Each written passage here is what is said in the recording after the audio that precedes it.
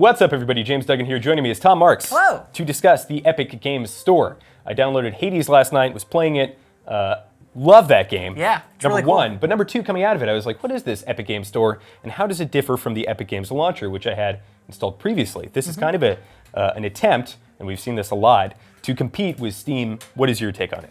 Yeah, it's definitely, you're right. We've seen it before. A lot of different developers, game developers have tried to make their own storefronts. Discord just launched its own storefront recently.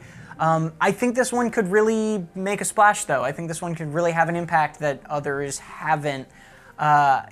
It's just got such a huge install base already from the Fortnite fans through Epic, and I can't imagine that doesn't have an impact on developers wanting to bring their games there too, and then that makes more people want to be there and more to buy from there. Sure.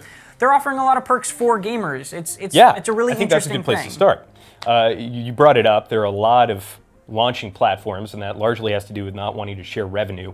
I'm going to try and name some off the top of my head. Origin, Battle.net, GOG, Uplay, yeah. this Discord one now. There's quite a few. It's a lot. Oh, there's another one. There are a couple more I have installed on my computer. But in any case, why should you care at all about the Epic Games Launcher if you don't play Fortnite? Well, to start off, there's some free games. Epic is committed to funding one free game every 2 weeks throughout the entirety of 2019, which is a bold promise, especially when they're starting off with something like Subnautica from December 14th. It's a great game. To the 27th. I absolutely love that game. And then Super Meat Boy, I'm not much of a platformer guy, but if you are... Super Meat Boy's been around for a while. There's a Yes. good chance you've probably bought it in some form on sale, but again, not a small game and a really good game. These aren't, so far these first two are not throwaway games. They're really, really good, completely free games you can pick up just by downloading this launcher. Especially Subnautica. I think Yeah. that game is absolutely phenomenal. Then there are some platform exclusives that cost money. I purchased one of them last night. This is Hades by Supergiant.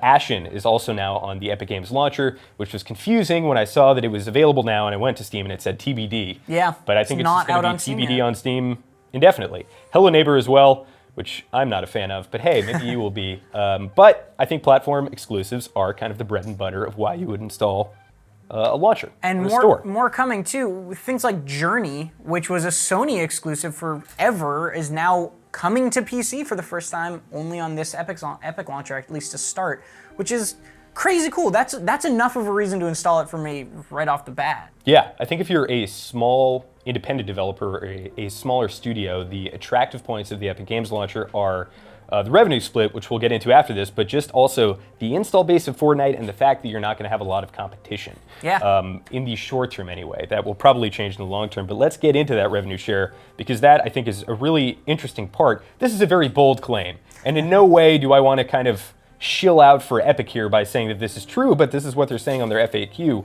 What's the catch? Is this an 88% revenue share on the Epic Games Launcher? They take 12%, Steam takes 30% of the profit margin. Is this a special introductory rate, XYZ? They said there is no catch.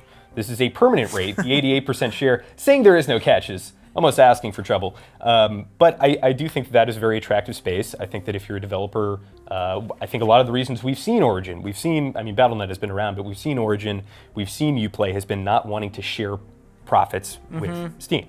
So Same with Activision Blizzard, bringing Black Ops and Destiny over to Battle.net, and it's really impressive to see this happening because people are already mad at Steam or there's discontent growing for Steam's large take. What a lot of developers say is, the 30% mattered a lot in the early days of Steam because you were paying 30% to Valve, but also you were getting access to Steam where it was basically anything that went on Steam was a hit. And that's not the world we live in anymore. Certainly not, yeah. If you put a game on Steam, it doesn't guarantee it's a hit anymore, so people are like, why are we still paying 30%? And now they don't have to. Now they can just go to the Epic Games Launcher and have the entirety of Fortnite's install base already have this launcher, and they're making 18% more of the revenue, which is, it's massive, and it will ultimately benefit the player to have developers sort of prospering more and having a place that supports them like this. For sure. I think you said it best a little bit when we were talking before. You said there's still a lot of unanswered questions. Yes. And I think that is something to definitely keep in mind when you install this. Do it for the free games, do it for the exclusives, what have you, but there's still a lot of unanswered questions. This is a brand new, unproven thing. When you buy a game on Steam, you know, okay, I'm going to be able to get a refund policy if I adhere to their guide. I'm going to be able to use the marketplace, install mods, XYZ. The wording of the refund policy on Epic's FAQ is a little bit of a cause for concern, I think. Strange. So here it is. How do refunds work on the Epic Games Store?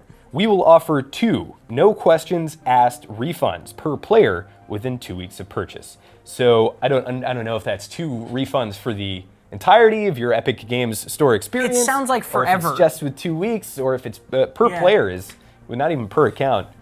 I don't know how that's going to work.